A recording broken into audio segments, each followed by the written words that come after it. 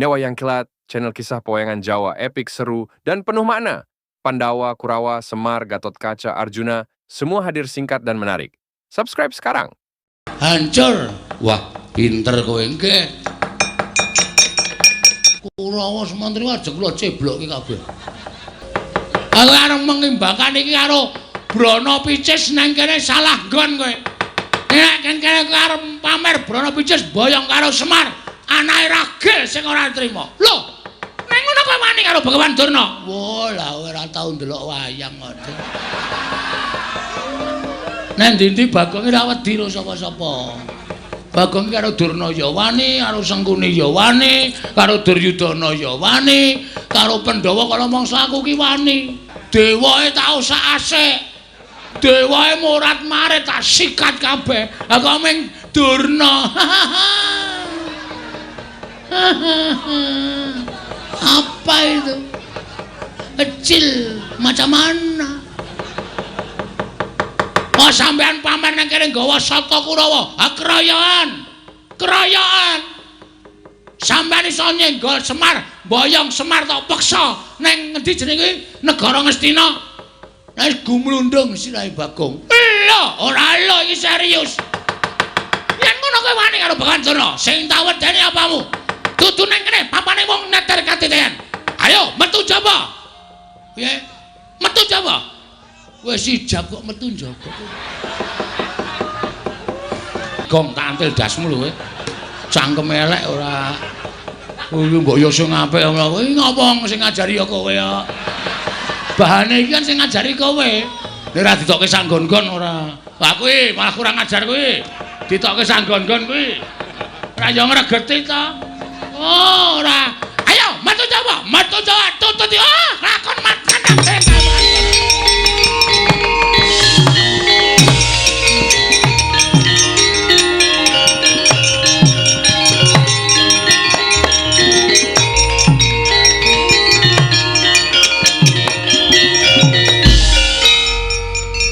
Pancen cah siji iki pancen demit.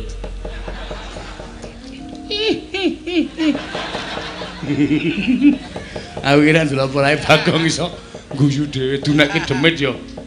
Lho kirik.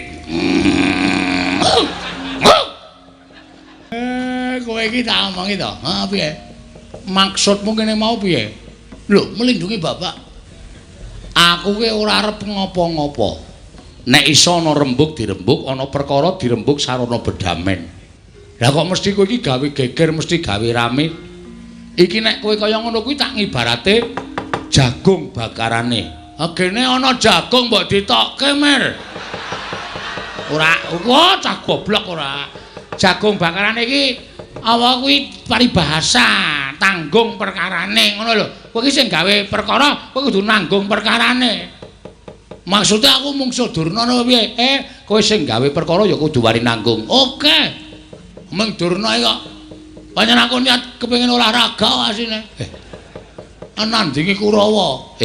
Gong Kurawa iki arep kaya ngapa digdaya-digdaya lho Le. Ora wedi aku. Lah terus kowe arep kowe sing ngertok ndelke sapa? Ha iki ngapa iki doting pendelik iki? Wo, setan iki ora. Mulane kok kendeli ra jamak-jamak. Nek ora ana iki aku ya meneng wae.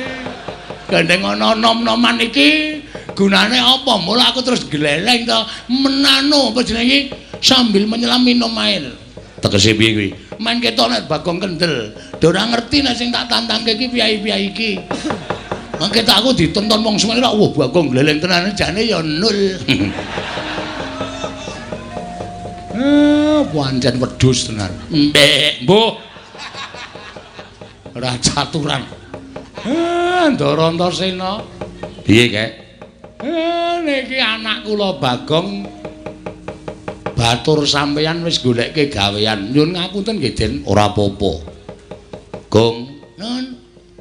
Kowe wis tuwa, leren ngaso. Kula tak tandangane. Wah, krungu ta kowe. Niki nom-noman sing tanggapi ngene iki. Bagong kowe rasa melu-melu Kurawa tak tandangane. Ndara Gatot Kaca pancen jos. Bagong ngrasa melu-melu tak tandangane Bagong. Wah, Antarja nyos. Mengko kowe lingguhan karo aku, Bagong.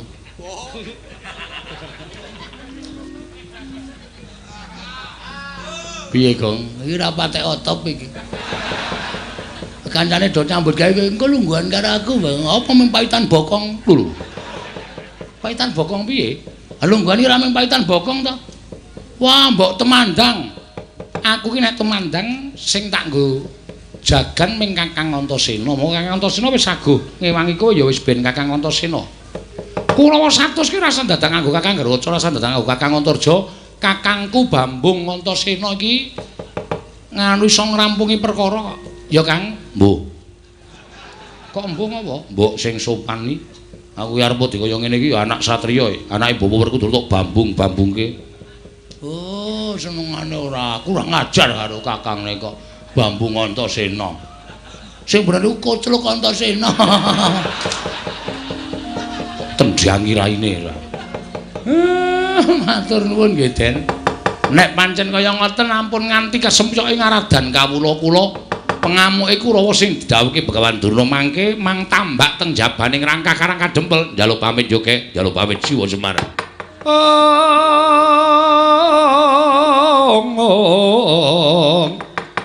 Kula nangkono magawe gelar ira wang-wang.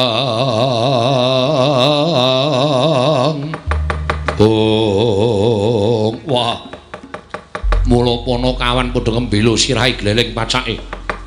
Delangap-delangap ucapi kemewat kaya ngregem jimat kaya ning gelar Resi Abang. Jebul didombani karo Antasena, Pakde Surtayu pancen kepara nyata. Aku minangka dadi wakiling anak-anake Kakene Semar. Sing Kakene Semar ora kersa diboyong marang negara Ngastina, mula pepundhen Kurawa ora usah dadak meksa. Aja jiat gedene gawe geger karang kadempel. Nek nganti wani gawe rusak kanan karang kadempel, aja nglakon dosa. Antasena sing ora trima. Tantrimane Antasena, aku yang saguh gawe srana mbubarake para sata Kurawa. Lho. Bayi wingi sore wani nantang karo wong tuwa, apa abamu? Ora iso mboyong Semar. Luwung boyo tak tekati mbesmi marang karang kadempel. Luwe-luwe karep mbesmi marang karang kadempel. Kawula karang kadempel sing ora ngerti kenthang iki muling lakon pojok plereting kahanan. Bakal kasempyoke ngaradan Pakde Surtayu kundulura. Yen aku ora gelem bali, aja takon dosa aku yang balekake marang Pakde Surtayu. Pecah dadamu, gletho siramu Pakde Surtayu.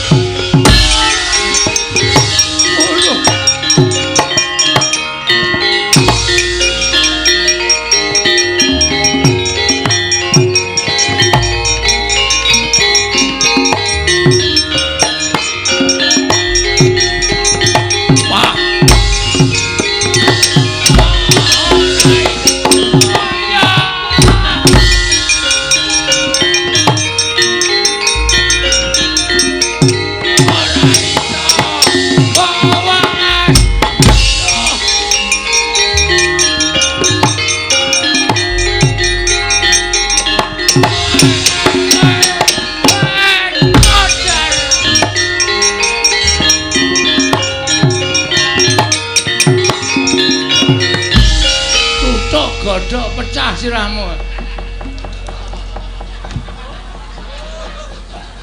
Waduh, kleru len jupuk aku. Tak kira nek glugu garek Kartomarma hancur. Wah, pinter kowe nggih. Kurawa semantri ajeng kula ceblokke kabeh. Tak ceblokke maksude kula dudutane saka njero bumi. Iso wae. Saken apa? Iso. Ngamot ambekan.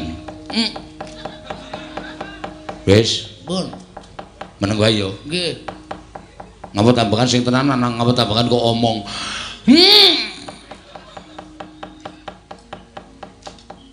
Wis melek. Oh, sampean nang pundi, Den? Aku ning awakmu. Terus men ketok kowe temandang karya kowe tak njingi. Oh, terus kowe ngopo-ngopo iso perang menangan, tamani tumbak ora apa-apa, tamani godo ora apa-apa. Yen lumrah kowe arep ambles bumi ya iso. Carane ngampet ambegan terus batinmu nyuwun ambles bumi. Bathukmu templekno lemah engko ora bablas. Bablas sak nyawane? Ora. Iki serius lho, iki ora guyon lho. Iya, ora guyon. Cobane ora.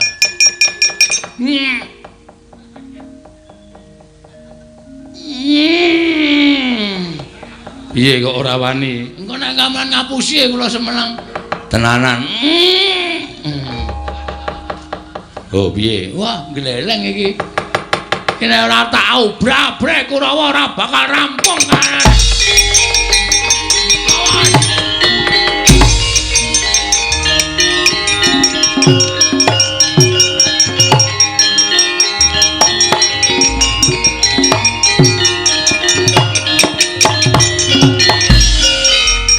Bagong iki Satama lho ora basa karo aku. Basa ngapa?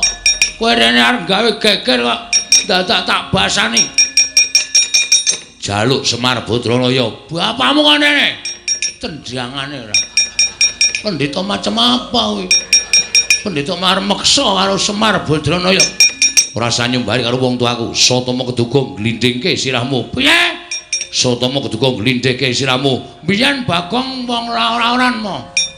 Saiki urung kanuan. Kowe iso ngalahke Bagong, bumi langit tangkep pecah sirahmu. Pangkal tayone legane atiku.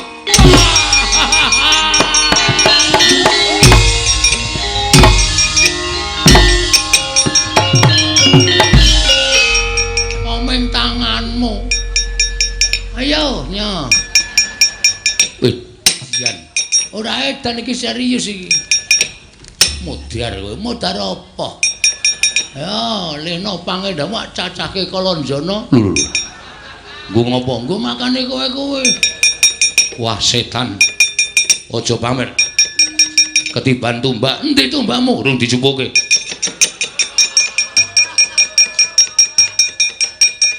Tiban tumbak jebol dadamu nganti iso gawe mbledos. Wetengku.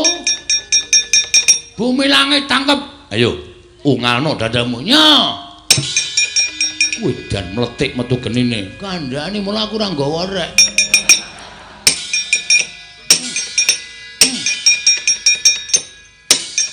Kowe ngapain nang ngene, Reng? Ora apa-apa ndelok kowe. Ngati-ati ngundak kena pegaman, nganti kowe kena gaman tak nyemelangi to. Aku nek perang biasa tak tambi omong-omongan ngene iki kok, Reng. Asale canggleleng kok ya. Terus barang nanti kok nganti ana apa-apa dipenake mah. Dian ki menungso apa iki? Menungso apa? Wis ora apa-apa to, diamu dadi kono mati ya.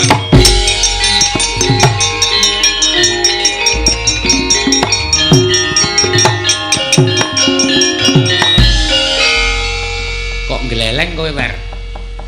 Tumbak ditutukke cengel kok tang tang tang tang. Cah ampo.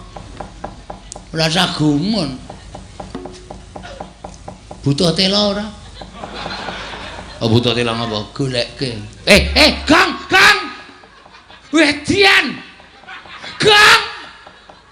Ora usah wedi, aku ki ora apa-apa. Santai wae to. Tak goleke mayit wedok apa? Mah. Mayit kok wedok. Wah, bocah kok glelenge ra jamak-jamak. Apa-apa lho Kareng? Bagong. Bagong apa? Bagong kok iso ambles bumi?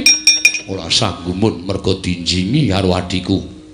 Adi sampean Dimas Antasena. Ora setan iki. Mbok kula dinjingi ta? Nggih. Mbok kula dinjingi men ampuh kaya Bagong. Iso wae. Arep kok pamer kaya Bagong. Nggih, ngosak asik Kurawa. Merem. Merem kok malah mlirik. Niki kira ya. Oh. Karo wong tuwa kok. Merem. Lho, merem. Ngampet-ampekan.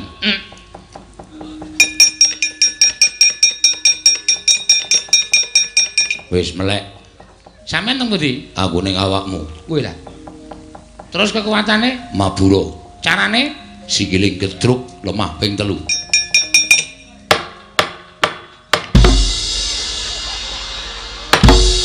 Niki enten kampase mboten niki. Kok banter banget kok nek nabrak apa-apa? Batinmu muni mandeg. Gleleng sae. Wah, sapa kae sing etok? Durma Gati Timbres Dasmu.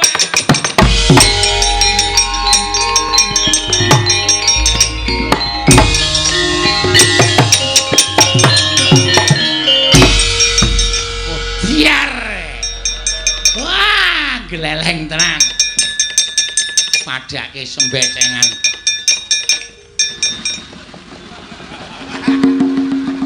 Kok aleman reng.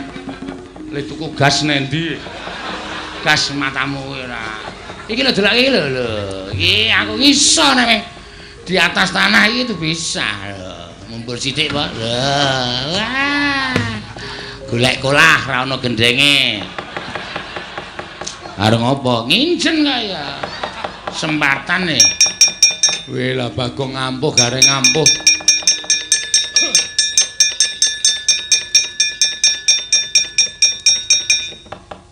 Kula digawe kaya ngene. Digawe piye? Gawe kaya Gareng kali Bagong. Aku iso aku pengen ambles bumi, mongko ambles bumi wis dinggoni Bagong. Mongko Bagong tak jake gelut ning jero bumi. Merem. Kula iso kaya sampean iso nyembur kaya ula to? Iso. Wonten iso mati wonge, mati. Wah, niku wis apik. Merem ngampet-ampekan.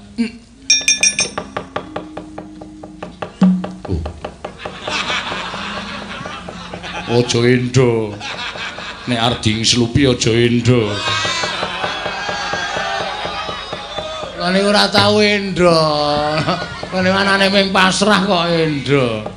Sampeyan iku sing selak kesusur. Wis.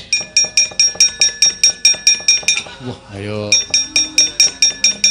Ora usah semelang, Petruk. Aku ki putune Diwaning Ula. Nggih. Kowe narep ning ndi iso, ning banyu ya iso, merambat tuwit ya iso.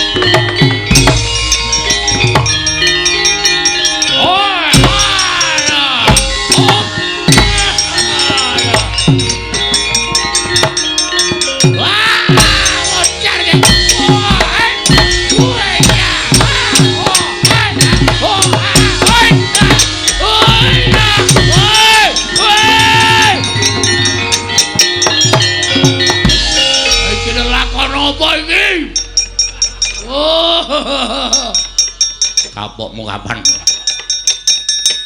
Semangkean. Ayo Kurawa gelem bubar apa ora? Ora gelem bubar, ajar anak-anak Semar legane. Kon Iblis? Kon Iblis apa piye? Mutiar. Oh, kapokmu kapan kowe? Kowe ngapa ya, Truk? Oh, kowe iki senenge cah kurang ajar. Gong, napa iki kilene nandur iki tenanan. Kok ambles bumi nggawa kantong gandum. Telone wong tok pedhiki tok wadahi iki piye? Engko nek panen nek jebol rak wis ra ono telone to. Kowe engko tak kei to. Wah, aku nek carane ngono kuwi gah aku. Wah, gah Gong. Aja balekke Gong. Wis kowe ra sampean. Santai wae to, wis sampe melu pokoke butuhe kowe engko tak kae. Ora jeneng aku ra wani iki. Gong wae wae. Wah kandhane kaya ngono. Dok glut ning bumi sing weruh ya sapa? Wayang kok menganimasi. Waduh, iki piye aku dipendem sak dodo iki. Apamu kapan kowe? Balikke, Gong. Balikke ora semangken ora. Ayo, Patih sengkune ora nekuk penjalin golek dalan nyangkal putung gawa para Sata Kurawa. Wow, konangan gareng timbles saka Dirgantara.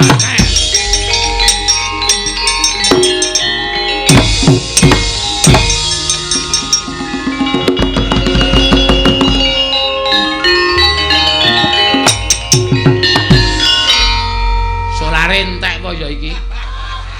Kok wis ora gelem banter ya.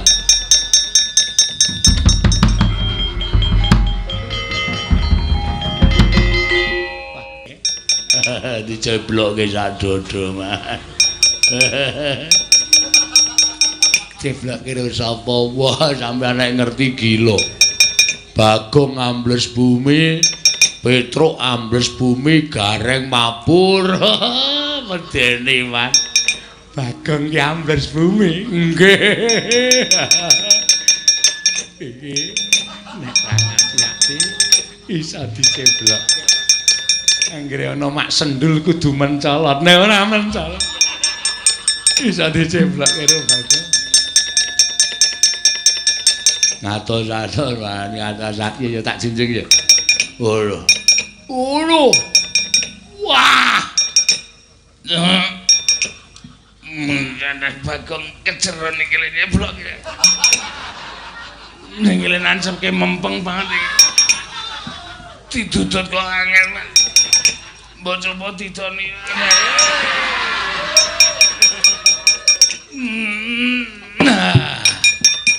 Aduh. Lega aku. Mlayu wae. Selak diceblokke meneh.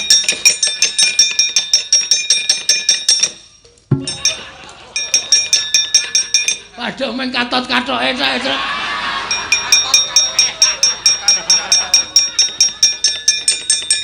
Demet.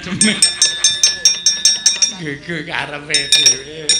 Patih kok katoke ditarik. Untung lobok. Dadi ora sak wonge.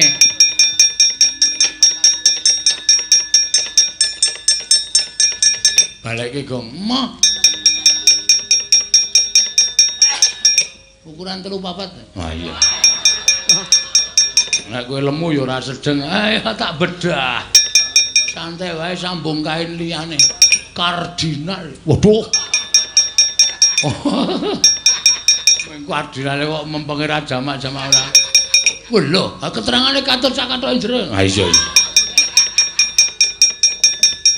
Sengkune iki Patih kok kathoke jero rendan. Rendan piye? Kaya saringan tahu lho. Kok nyanyi dangdut ya mbok ora ngerti ora. Semengane werna-werna.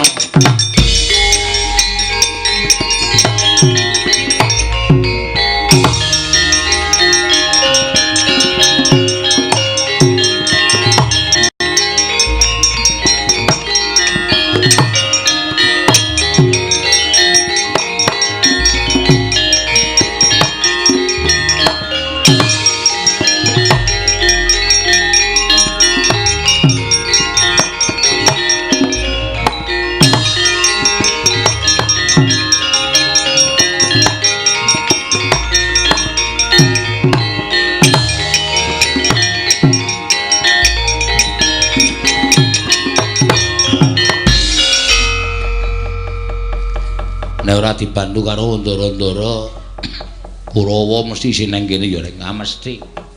Nek ya paling berpartisipasi meng aku. Lho.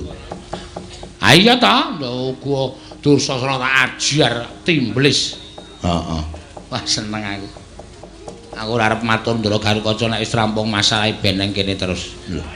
Nang kono terus piye? Maksude ben nang awakku terus. Dadi aku iso mabur tekan ndi-ndi ora kok Ming tekan semuk semene tok. Ngetoki isih kowe gleleng lho nek mabur. Apa terus? Oh. Sikilmu kaya ora tekle. Tanganmu kaya ora sikilmu ora kaya becik, tanganmu ora kaya tekle, mripatmu kaya ora kira nek mabur. Kok karang yo gleleng tenan kaya aku iki. Piye? Rusak kok terus pisan. Kabulatore jepluk. Oh iya. Sing duwe abur-aburan wis minggat. Mula aja sok mamer. Ya. Kowe ora iso mabur, aku tontonan tetep iso. Piye, Gong? Sing iso ambles ya wis metu kok, terus mbok ya wis. Ha iya, angel bapak malah tindak mrene. Ayo engko bapak karepe sing diutus sapa ra ndara-ndara ki samarta ing gati sawika ing dhewe terus.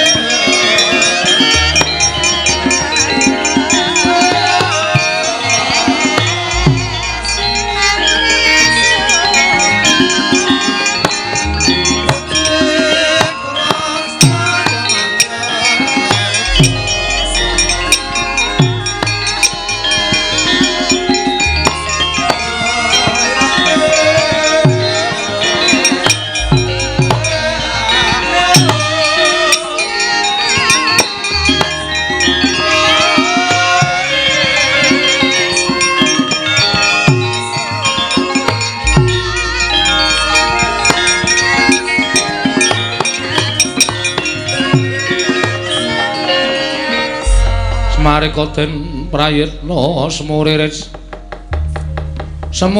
eka balik ditiyane gandayane trisanya purnama sasi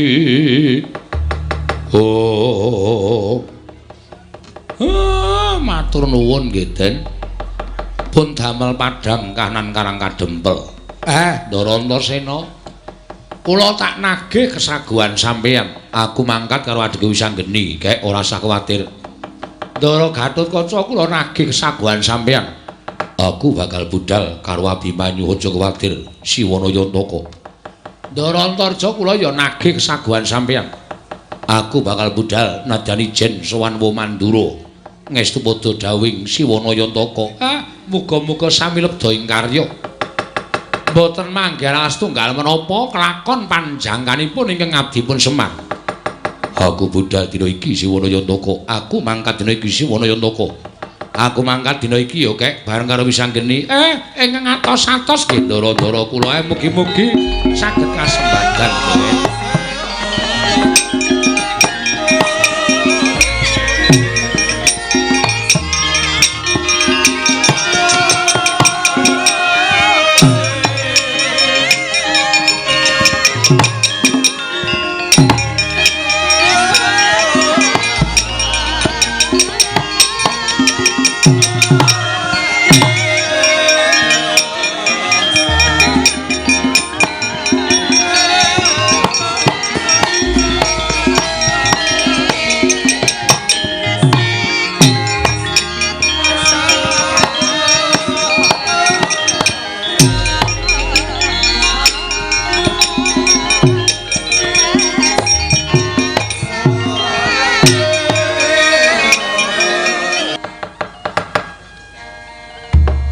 Jagat mangestung karo wayah bener jagat gawe kaget iki kaya ora pangling swane Atmat Jakunder Sila Geni Wisanggeni padha kanthi raja sapraptamu kulup tansah pinanganing ngawidadan niring sambi kalawa praptaku ana ing Dwarawati kemaring ngaturake sembah sumenging pangabekti kunjuk ngersaning Prabu Dwaraka nyaya kulup ndak tampa ora liwat pangestu ning wakmu ing Dwarawati tampan ana ndak gegem dadiake jimat anak lanang Antasena padha raja sapraptamu nggih Pangestune Pakdhe wilujeng sowanku Pakdhe.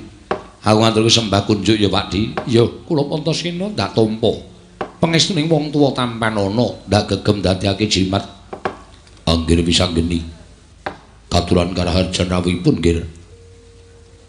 Paman Setyaki slamet tekaku ngaturke bektiku kunjuk ya Paman. Kula tampi dawa sami-sami. Anggir Antasena wilujeng rawuhipun Mak Cilik garpa ruji slamet tekaku. Aku ngaturake sembahku katur ya Mak Cilik. Kula tampi dawa sami-sami. Raden kekalih dipun sengejaken anggenipun lenggah. Siwa mati Udawa iya. Kaya ora kepenak praptaku wa. Pakdhe Pati Udawa iya. Kaya ora kepenak sowanku ning negara Ndarawati, Pakdhe. Wis anggeni. Siwa Ndarawati ana dawuh. Sumengko pengawak Bodran Damar Sasi Gita namung wigati. Sengkan-sengkan sowanmu ing datan Papapoyan. Ana wigati apa kulup mara gage matur marang wakmu Ndarawati. Setemene ngene wae. Sowan kursane Prabu Ndarawati mau ora liya saka keparenging Kakang utawa Siwa Badranaya. Ing nalika semana aku budal saka ing Dresala Geni, sowan marang ngersaning Kakek Semar. Apa to sababe dene aku sowan marang ngersaning Kakek Semar? Sabab aku mituruti prarampitaning dewa lumantar pasumpenan ing wis dak tampa. Mula ora aneh yen to dina samengko mbuh bener mbuh luput, mbuh cocok mbuh ora. Yen to karang kadempel utamaning kakekne Badranaya bakal antuk kanugrahaning dewa. Wong dene kanugrahan mau bakal dayane bakal dirasakake mring sagung para kawula sak negara Ngamarta, munggahing para putra munggah meneh para pepunden Pandhawa. Ya mung nalika semana ngendikaning kakekne Semar, nggone bakal kedurungan wahyu mau ora bakal kelakon lamun ora ana pambiyantuning Siwa Ndarawati. Ora ana pambiyantuning wakmu Ndarawati tegese piye nggih? Merga syarat srana ngendikake dening kakekne Semar bakal kelakon penjangane gering bayu wahyu mapan ana ing Karang Kadempel. Lamun Karang Kadempel tinunggon pusaka 3, 1 Pustaka Jamus Lima Sada, angka 2 Sekar Wijaya Kesuma, angka 4 Pusaka Kyai Nenggala. Katelune kudu mapan ana negara utawa ning Karang Kadempel. Mula tumuli aku semaga lawan kakekne Badranaya, aku ingkang nyuwun ya kuwi Sekar Wijaya Kesuma ngersaning Kanjeng Ndarawati. Mula wa sowan kowe iki malih-malih apa? Tanur kejaba mung mbok menawa ana mulunging penggaling Prabu Ndarawati dina samengko Sekar Wijaya Kesuma bakal ndak suwun ndak boyong marang Karang Kadempel wa Ndarawati. Kresna sinayeng manggelung mintonaken Dewi Kramanira kanggo mitir kang mitraning astawaning asta. Jagat wasaning Bathara wayah para jagat wis anggeni. Aku ngrumangsani Tanata Ndarawati kuwi ora ketang sithik tau nampa pangudanging Kakang Semar. Tau tate nampa dimong dening Kakang Badranaya. Nanging mbok yo aja banget gone ngasorake marang derajating Nata Ndarawati. Ing atase pusaka ingkang winastan Sekar Wijaya Kesuma kuwi pusaka kadewatan. Ora ana wong liya ingkang diwenangake ngasta kejaba Nata Ndarawati lah kok dadi Kakang Semar. Mung kepengin gayuh kanugrahan wae lah kok dadak nganggo syarat srana wujuding Sekar Wijaya Kesuma. Lah gek utusan marang nom-noman kaya kowe lan Antasena. Ya to yen pancen mengko aku maringake pusaka mau bakal mbok aturake marang Kakang Badranaya nanging jiwaning muda kuwi laduk wani kurang geduga. Yen to nganti tok gunake bab ingkang ora prayoga apa ora jeneng kapitunan. Mula bab perkara iki aja kok enak sarta aja mbok anggap gampang. Nggone pun bakal maringake Sekar Wijaya Kesuma iki bakal akeh pitunganing nata ing Ndarawati. Mula sing gedhe pangapura ya wis anggeni. Yen sira sowan ana ing negara Ndarawati bakal nyuwun ngampil senjata wujuding Sekar Wijaya Kesuma, aku ora ngeparengake. Mula kowe bali marang ngersaning Kakang Semar, matur ingkang terwaca marang Kakang Badranaya yen Sekar Wijaya Kesuma ora bakal sowan marang Karang Kadempel wis anggeni.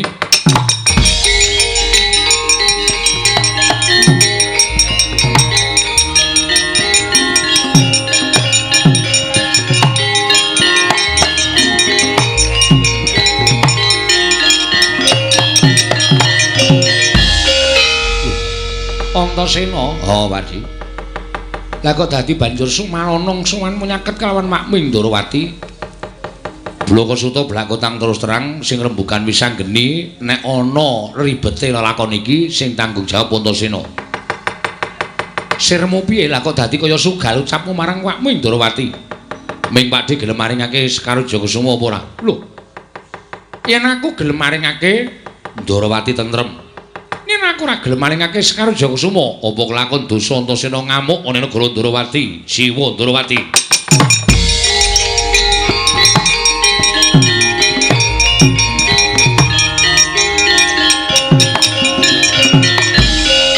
Setyaki. Sirama nganggo tirtaning kesabaran aja kaya ngono Setyaki, Kanjengipun. Bocah nom dumeh dugal kuwarisan. Dumeh dugal kuwarisan nom-noman ora nganggo petung, ora nganggo tata krama sakapinake dhewe. Nggih. Sampeyan nyumbari ajeng kawi geger negara Ndarawati. Nek ora krungu Senopati Ndarawati mboten napa-napa. Nek krungu Senopati Ndarawati niki dadi tanggung jawabe Satru Ingkar Boruji ingkang paman pun Setyaki. Menawi angger Antasena badhe damel geger negari Ndarawati, krana Kanjeng Koko Prabu mboten maringaken Sekar Jagasuma. Ajangipun mboten wonten ing pundi-pundi namung wonten dadanipun Senopati Ndarawati. Metu njaba le tak jajale kaya ngopo kekuatan malih jelas.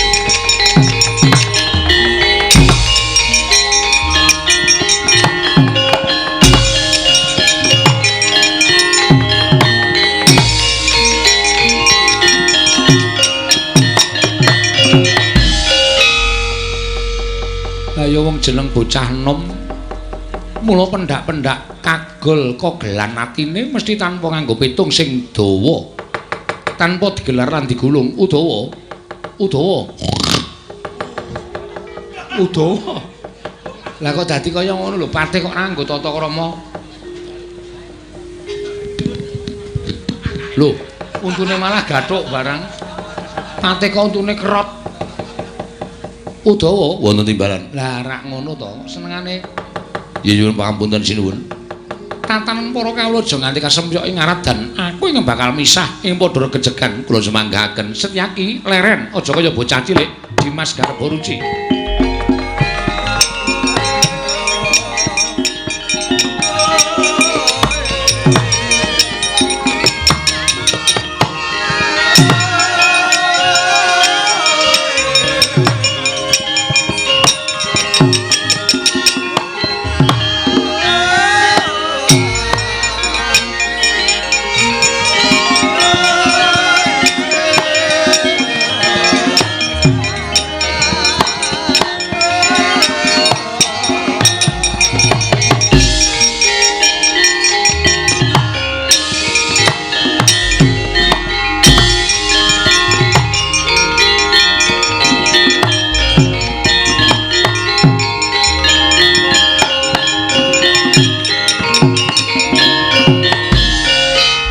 Bapak keperanggul mungking ayuda kebapak bawatnya bentar bawatnya bentar kebabaknya mungking aloko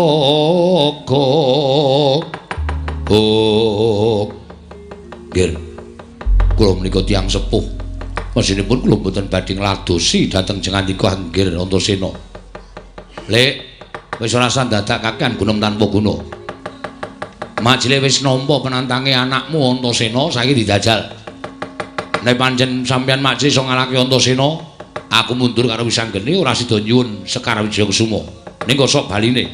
Nek aku iso ngasurake majlis Garboruci, Siwa Ndarawati kudu maringake Sekar Jagasuma. Nggih. Kula menika nate bondo kaliyan ingkang Rama. Kula mboten kawon. Nadyan nuwun sewu dipun mestani kawon ning kula mboten trima, ati kula tetep mestani menawi kula dereng kawon. Apa meneh namung majanipun anake kaya sampeyan rasah ngatoske banyu ngempukke watu. Ayo dijajal Rik, nang kene kaya apa aku sing kalah jroning Bratayuda. Monggo kula ladosi. Ning aku njaluk ngapura lho nek aku neranyak karo Makdik Garboruci.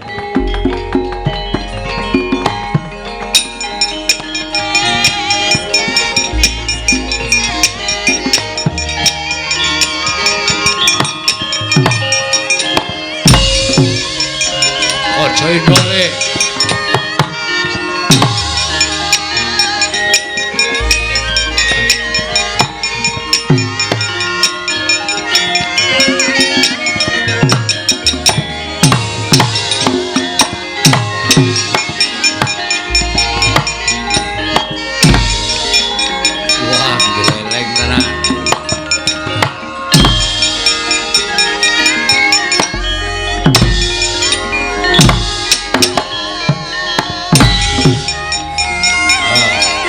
gendeng ngene iki.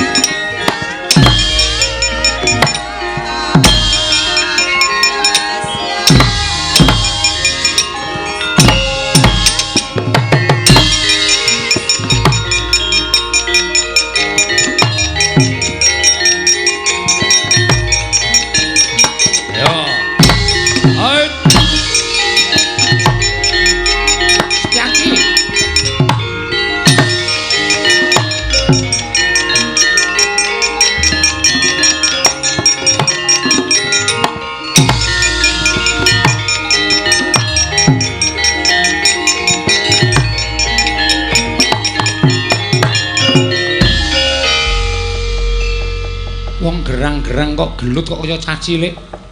Menguleng-ulengan. Gelut ki ya jotosan. Ha iki padha-padha ampuhe ngene iki kok, Dik. Majelis Setyaki tak jotos ya ora apa-apa, aku dijotos Majelis Setyaki ya ming kaya dicokot semut. Kula dipun jotos Anggira Antasena namung kados dipun cocok idom. Aku dijotos Majelis Setyaki kaya ming didumuk. Kula dipun jotos Anggira Antasena kaya dipijeti prawan.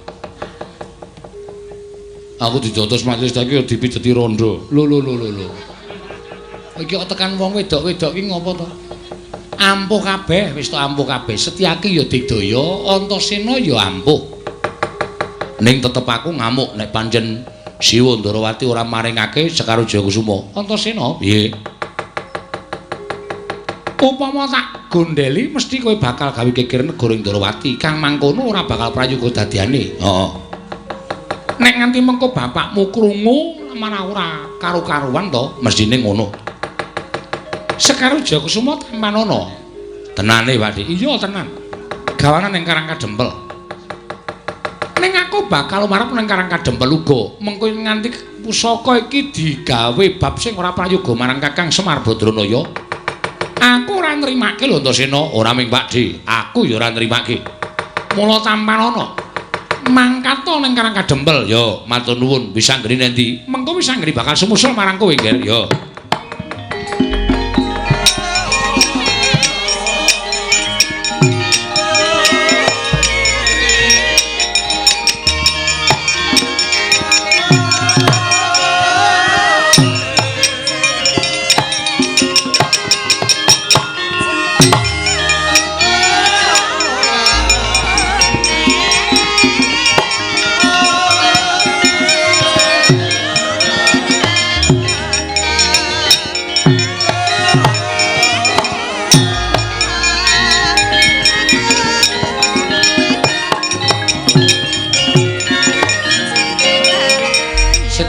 Wonten timbalan. Setemene sadurunge wis anggeni Antasena iki mau sowan. Siadi ndak kanthi prapteng Datulaya, saya temung bakal ndak kanthi pirembugan babagan perkawis menapa. Pasumenan ingkang ndak lakoni ingkang ana gandeng cenenge kelawan Kakang Semar Badranaya. Lah kok jebul ingkang pinaringan sasmita dening para dewa ora ming pun Kakang dhewe nanging klebu anak-anak Pandhawa uga pinaringan sasmitan dening para Jawata. Mekaten. Setyaki wonten timbalan tunggun negara. Paduka Kanjeng Prabu badhe tedhak dhateng pundi? Aku tak nglapat lakune anakku lanang sakarone kuwatir ing atiku ya sing tak kandhake ngarep. Jiwa muda kladuk wani kurang geduga. Mbok menawa Sekar Jayakusuma dienggo bab sing ora prayoga. Aja nganti aku ing kapitunan. Lah ngaten sembah kula ingkang ndherekaken Jengkar Paduka. Titip negara Setyaki lho niki ngestaken dawuh Prabu. Werkudara. Piye? Ora pangling iki kaya dene atmajaku Gatotkaca. Apa dene atmajaning Dimas Arjuna. Anakku lanang Angka Wijaya. Koko Prabu kasinggihan mekaten. Mbok menawi wonten wigatos dene putra-putra Paduka kepareng sowan wonten negari Ngamarta. Abimanyu wonten timbalan Ngadawuwa. Gatotkaca wonten timbalan Prabu. Maradyaki matur nggir yen to pancen darbe karep sarta sedya matura marang wakmu Darma Kusuma ing Ngamarta. Wale-wale menapa Prabu? Suwan kula menika mboten saking pikajengan kula piyambak, namung dapur dipun utus dening Siwa Badranaya. Inggih, Siwa Nayantaka. Ingkang wigatos Siwa Semar anggenipun badhe kepengin nanggayu kanugrahan nanging kedah wonten syarat serananipun. Mboten sanes kejawi namung kempalipun pusaka tetiga Sekar Wijaya Kesuma, Pustaka Jamus Myang Jimat Klimasada, sartanipun Kyai Nenggala. Mongko sakmangke Abimanyu pinitados dening Siwa Badranaya supados munjuk atur ngersa Paduka Kanjeng Prabu ingkang wigatos badhe nyuwun ngambil wujuding Pustaka Jamus Klimasada. Mugi keparenga sakmangke badhe kula boyong wonten ing Karang Kadempel wa Prabu Darma Kusuma. Mangkahanggro sesumbar Lindha pame gonceng kumaludhok Guntur ketop lumembak penyugang kumambang Dosang Wisnu Bathara kang anjok saking wiyadi Abimanyu ora kok jeneng wakmu ing Amarta bakal awel maringake Pustaka Jamus Myang Jimat Klimasada nanging teko Andupara sira kulup pinaringan pangandikan saka Kakang Semar yen to bakal nggayu kanugrahan syarat seranane kudu Pustaka Jamus Klimasada prapteng Karang Kadempel. Apa jeneng ora luwih prayoga lamun sira kulup nyuwun priksa marang Kakang Badranaya wahyu mawarane apa sarta pigunane kepiye? Teka sira kulup Atmajaku Tanjung Anom dinuta dening Kakang Badranaya tumuli budal ngadhep ana wakmu ing Amarta nanging ora nyuwun pituduh marang Kakang Badranaya. Kanthi cara mengkono mau apa kira-kira pun ing Amarta bisa kumandel kapercayane marang sira kulup sakarone. Mula sing gedhe pangapura lamun pun ora bakal maringake Pustaka Jamus Myang Jimat Klimasada nggir Tanjung Anom.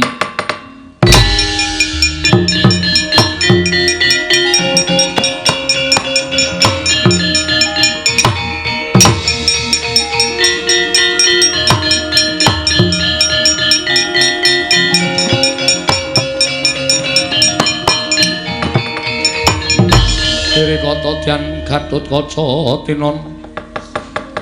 tinon mapakarga suta tekapira Kresna kulup tetuka ana ponggir teka sajak ora prayoga kang dadi atinira kulup Gatotkaca nuwun pamunten sampun dados kesaganipun ingkang putra ing Pringgondani. Bilih sowan kula wonten ngersanipun Kyai Semar Badranaya kula kedah pikantuk damel. Mila sakmangke gandeng Paduka Prabu sampun paring dawuh. Mboten badhe maringaken Pustaka Jamus Myang Jimat Klimasada. Kula nyuwun pamunten. Tinimbang sakmangke Gatotkaca menika dipun wastani satriya ingkang boten saged ngugemi dhateng menapa ing sampun dados kesaganipun. Paripaksa nadyan kula dados ndeking pengamun-amun. Bebasan putung kabandemna rembug kasawurna kula mboten badhe kesah saking negari Ngamarta menawi Paduka Prabu mboten kepareng maringaken wujuding Pustaka Jamus Myang Jimat Klimasada. Wah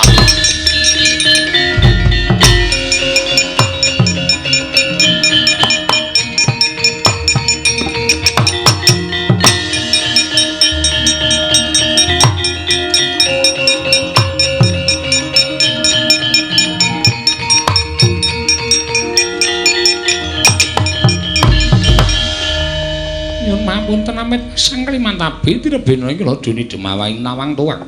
Kok Prabu mboten ateges kula panika badhe kumawantun dhateng dawuh Paduka Kanjeng Koko Prabu namung ngemutana. Kakang Mas Yodipati ingkang samangke tumuli mulasara dhateng atmajanipun semanugi Kakang Mas Madukara. Ingkang tanwandi ugi boten badhe gesek lan menapa ing dipun tindakaken dening Kakang Mas Yodipati. Menapa mboten saru dina ing atasipun tiyang sepuh kaliyan putra sami regejegan doh nyono cerak nyono sami mestani menawi kula warga Pandhawa menika mboten rukun Koko Prabu kinayo nyahak tuwin kinario anyupet dhateng reraosanipun para kawula dhateng para Pandhawa miwah atmajanipun mbok inggih turta malih Kyai Semar Badranaya menika selaminipun kula menika srawung kaliyan Kakang Semar mboten nate tumindak goroh utawi ujar lelamisan Mbok menawi menapa ing dipun tindaken Kyai Semar menika kala wau pancen saestu badhe anyadong kanugrahaning dewa Koko Prabu.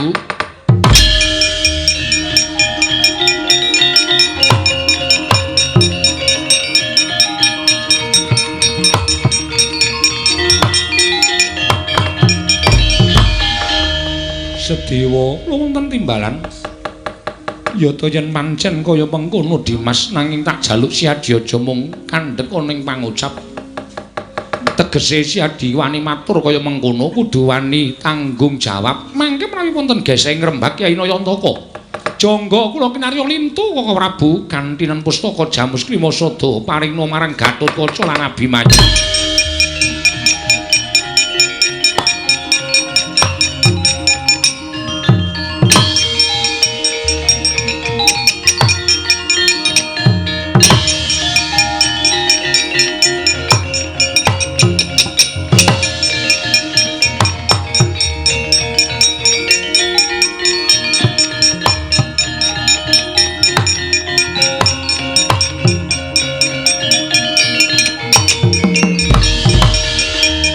Kyai nyuwun pamunten mboten badhe wantun kaliyan pepundhen Pandhawa nanging ngawrat ngemban dawuhipun Kyai Semar Badranaya inggih Siwa Nayantaka menawi ngantos mboten pikantuk damel menapa mboten lingsem Rama Kyai kagungan putra ingkang mencla-mencle gunemane kaya banyu tumempang godhong sente cangkeme.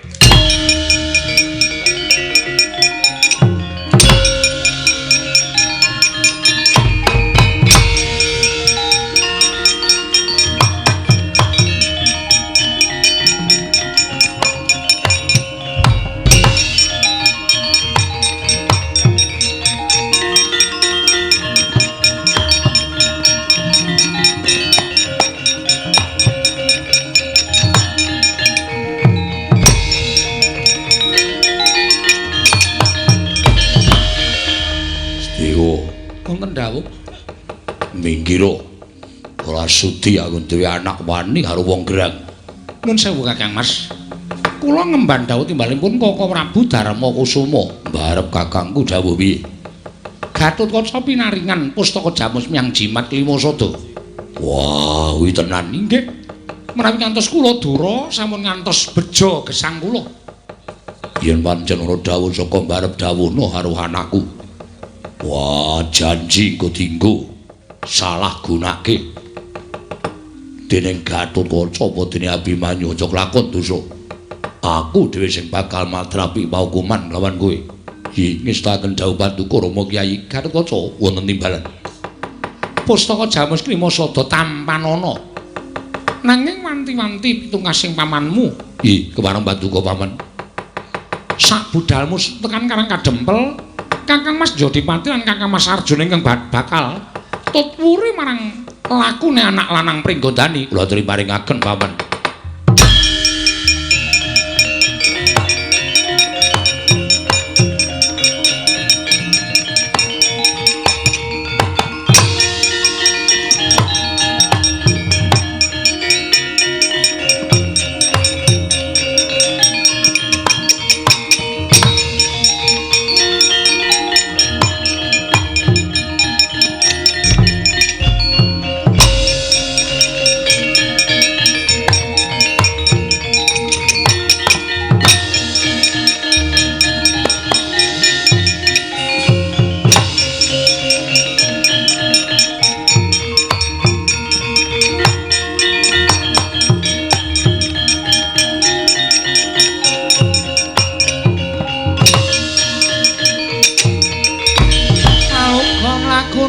Lekas kita linuteng kidung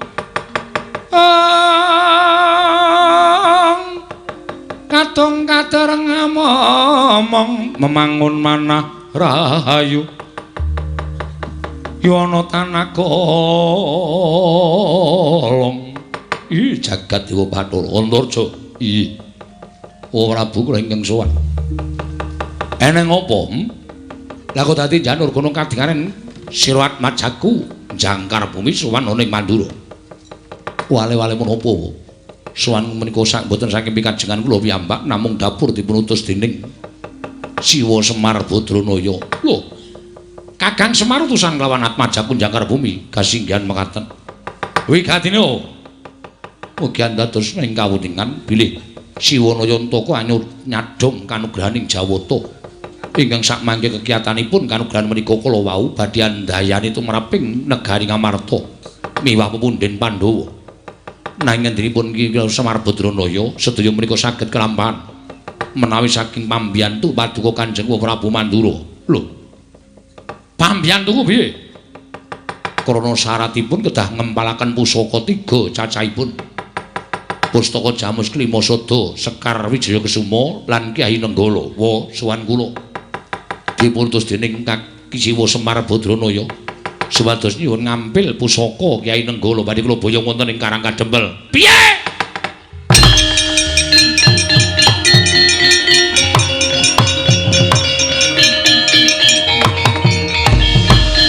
Rayo binatang paresmaning jajalanan sukertane baune iblis lanat. Antarja wonten timbalan. Lah kok wani-wanine, Kowe kumo wani matur yen to bakal nyuwun ngambil Kyai Nenggala. Ngerti ora? Yen pancen kowe durung manut, yen pancen kowe durung ngerti. Pusakaning Baladewa kuwi wujude loro, kodrat karo wiradan. Sing kodrat mapan ana ing epek-epek Baladewa aran Kyai Nenggala, sing wiradan jenenge Kyai Alugara. Lah kok dadi Semar nyuwun ngambil Kyai Nenggala iku padha karan moteng-moteng tangan itu Baladewa iya. Iki ora bakal bisa digawa dening sapa wae. Iki mapan ning jeroning kulit sak jabaning daging. Cetha yen to Semar Badrana bakal ngrusak marang negara Mandura. Nyilih Kyai Nenggala padha karo ngilani jajane Baladewa Pati.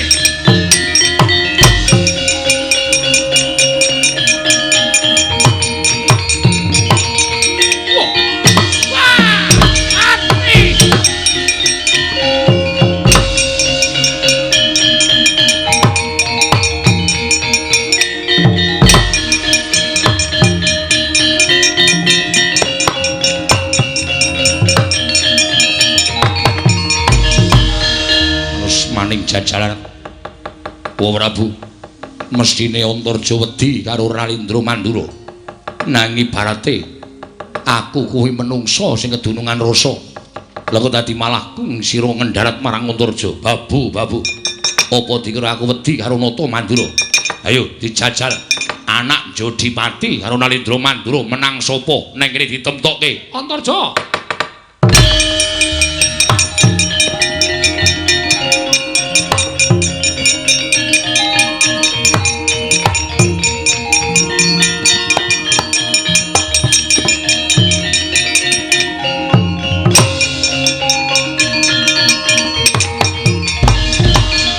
Kresna inggih Kakang Prabu. Kula ingkang raying Ndarawati. Sirmu piye karepmu piye? Ayo kene. Antarja ki maju ngarep aku kene. Jejeki raine parat menungso ora tatanan. Lah kok dadi wani barang nyilih pusaka Kyai Nenggala. Monggo dheweke iki ora weruh yen to Kyai Nenggala ki mapan ana ing sak jabaning daging sak jeroning kulit. Kowe ora iso digawa dening sapa wae. Sing iso digawa dening sapa wae iki mung Kyai Alugara. Kuwi wae ora setengah titah iso mboyong pusakaning ingsun. Lah kok dadi arep disilih karo Semar. Memek mripate Semar. Diapure derajate ngaceplek kok dadak nyilih Kyai Nenggala arep ngopo? Kakang Prabu kula nyuwun mapunten sampun ngantos duka. Nyatanipun Antarja menika kepara saestu dipunutus dening Kyai Semar. Lan kula caosi prisa Kakang Semar nembe nyadhong kanugrahaning Hyang Mahanasa. Mongko sekawit pisanggri Anantasena ugi sowan wonten negaring Ndarawati nyuwun ngambil Sekar Wijaya Kesuma. Ngono, inggih. Lah terus kembang tok paringke. Kula paringaken mergi menawi mboten Antasena ngamuk. Tumunten kabar ingkang kula tampi, Gatotkaca kaliyan Pun Abimanyu nyuwun ngambil pustaka Jamus Klima Sada. Lah terus ugi dipun paringaken ngambil dening Kyai Prabu Darmakusuma. 3 pusaka menika dados syarat srana tumurun ing kanugrahan. Ingkang angka 3 pusaka Mandura Kyai Nenggala. Lah Nenggala iki ora iso dicopot saka Baladewa. Nenggala ki tememplek. Tememplek ana awake Baladewa. Ora iso dicopot lan ora digawa ning sapa bae. Menawi ngaten Kakang Prabu ngedharawuh wonten Karang Kadempel. Piye? Kakang Prabu ngedharawuh wonten ing Karang Kadempel.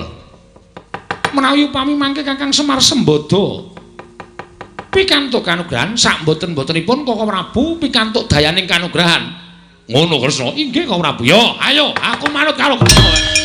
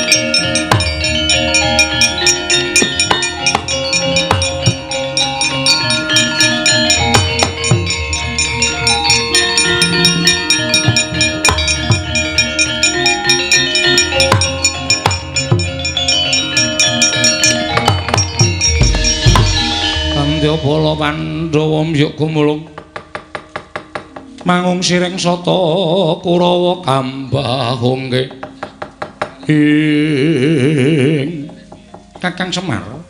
Kula Den apa pancen kepara nyata ature anakku Ndrepsila geni wisanggeni kawan apa dene Antasena. Leres mekaten matur nuwun pun paring ngambil Kembang Wijaya Kesuma. Iya Kakang. Kakang Semar apa bener kang dadi ature anakku pringgondani apa dene Tanjungana? Mboten geseh. Kula sing dawuh, kula sing nyuwun tulung sami sowan teng negari Ngamarta. Matur nuwun pun paring ngambil pustaka Jamus Miang Jimat Kliwasada. Kakang Semar apa kepara nyata? Leres Darantarja to. Yo. Lah pundi pusaka Nenggala? Yen ora saka kareping Baladewa, pusaka Nenggala ora bakal bisa wal saka karepe Baladewa. Mong sekedap kok, niki nggo jangkep syarat srana reruba pepanggil. Aja nganti gotang kaya ngeten iki, Ndara Baladewa.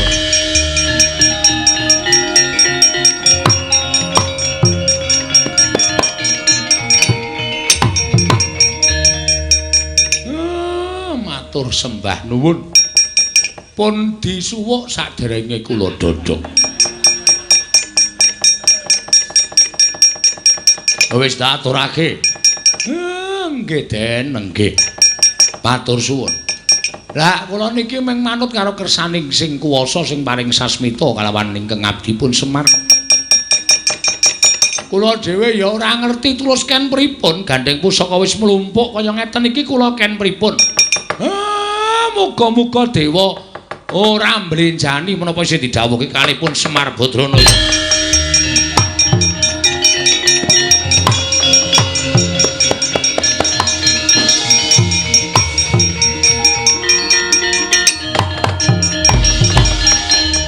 Tadet saliweran sak nginggiling Karang Kadempel tumunten mendung angen danu satemah peteng dedet Karang Kadempel dumadakan ana kilat ingkang nganyigar punang mendung biar padang trawangan sumunar jumlorot saking dirgantara tumedhaing wayu katentreman mapan wonten ing Karang Kadempel andayani tentreming negari Ngamarta Mandura miwan Ndarawati tetunggalan manunggal dados sajuga.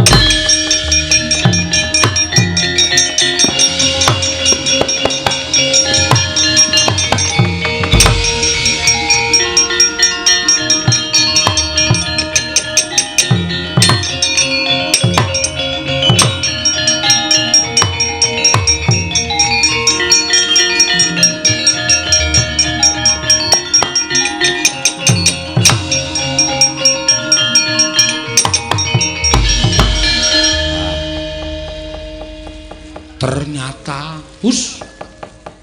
dewa mboten selak.